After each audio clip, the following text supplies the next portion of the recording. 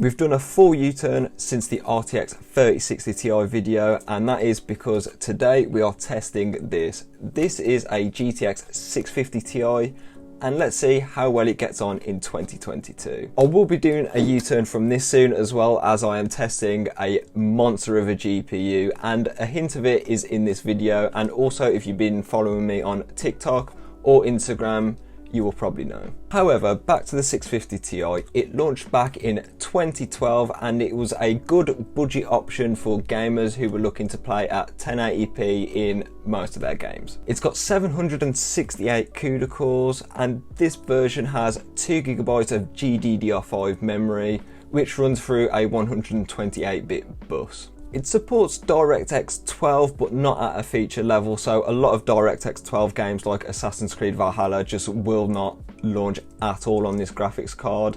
And with this graphics card, I did have to do some, let's say, tweaking.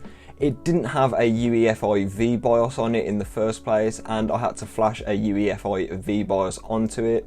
However, it works flawlessly. The model we've got today is the Gigabyte WindForce 2X, and to be honest, this is a very overbuilt cooler for this thing. It stayed very cool and very quiet under load, and it's even got one of them pass-through coolers, which is quite similar to the RTX 3080 Founders Edition. Also, driver support for Kepler ran out quite a while ago, and newer games like F1 22, which I wanted to test today, did not launch at all, so just bear in mind if you're thinking about getting this or you have one, a lot of newer games will not run at all. All benchmarks today are done on my testing system, which has a Ryzen 5 5600G, 16GB of CL16 3200MHz memory, and a Gigabyte X570 Aorus Ultra. All testing today is done at 1080p, and if I've tested at a different resolution, I will say when I have. So let's see how this 10-year-old budget GPU gets on in 2022. Starting off with Unigine Superposition on 1080p medium preset, which I always test that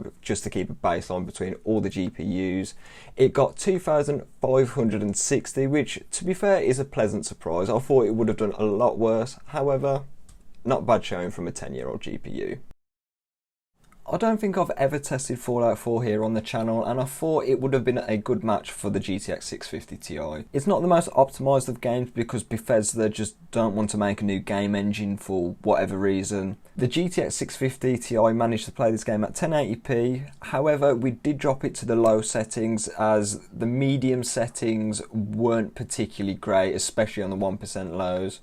However, on the low preset, the GTX 650 got 54 FPS on average, with a 1% low of 40 FPS. There was quite a bit of stutter, especially when looking at foliage, and to be honest, I don't know what causes this. Either way though, the game is still playable at 1080p, and maybe with a few performance enhancing mods, you might get a really good experience playing with the GTX 650 Ti. I always say that GTA 5 can pretty much run on anything made in the past 10 years, and this theory still proves to be true. However, with the normal settings with FXAA enabled just to keep away those jagged edges, the GTX 650 Ti got 73 FPS on average with a 1% low of 58 FPS.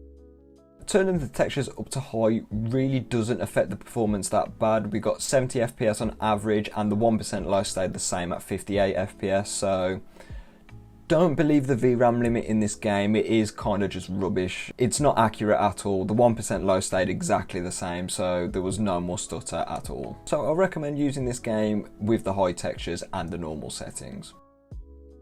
Games like Rainbow Six Siege are perfect for low-end GPUs like this, just because the developers like to optimise their game to run on a wide variety of hardware. Just like we've seen from the past, low-power GPUs work really well in this title. With the medium preset, that still looks pretty good. The GTX 650 Ti got 69 FPS on average, nice, with a 1% low of 40 FPS. The game feels pretty good, not too bad. I would drop to low though if you're looking for a more competitive experience. Assassin's Creed Odyssey is 4 years old now, but that doesn't change the fact that it's a very hard game to run. And to be fair, the GTX 650 Ti did run Assassin's Creed Odyssey, well I say more like walked on it, because it got 24 FPS on average on the lowest settings at 1080p. Dropping down to 900p though, the average goes up to 29 FPS. So it's not really playable, but if you was really desperate, I would say drop down to 720p and you might get better frames there. Fortnite often runs very well on a wide spectrum of hardware, and thanks to the Performance API, the GTX 650 Ti has a fighting chance. The Performance API massively lowers the visual quality in terms for performance. So if you want to see a video of me testing the different APIs on Fortnite, let me know, because that is a video I would actually like to make. On the medium settings, the GTX 650 Ti got a massive 169 FPS on average, with 90% for the 1% low. This is great for a 144Hz monitor and just shows that that Performance API is clutch. The game does look pretty rubbish, I'm honest. However, that 169 FPS on average, that's a nice frame rate there. Similar to Fallout 4, I haven't tested Skyrim Special Edition. This is the one that launched in 2016, so it's a new game to the suite. It runs on the exact same engine as Fallout 4, and on the low preset we got 60 FPS on average, with a 1% low of 50 FPS. As these games do tend to be locked at 60 FPS as the frame rate is tied to the physics, I'd say leave it like this. This is some pretty decent performance here, so not too bad. Last game up today is Rocket League, and it's another lightweight title. On the medium preset we got 94 FPS on average, with 31 for the 1% low. And as always, as we can see with trends, boosting cripples the 1% lows for whatever reason, I don't quite know why.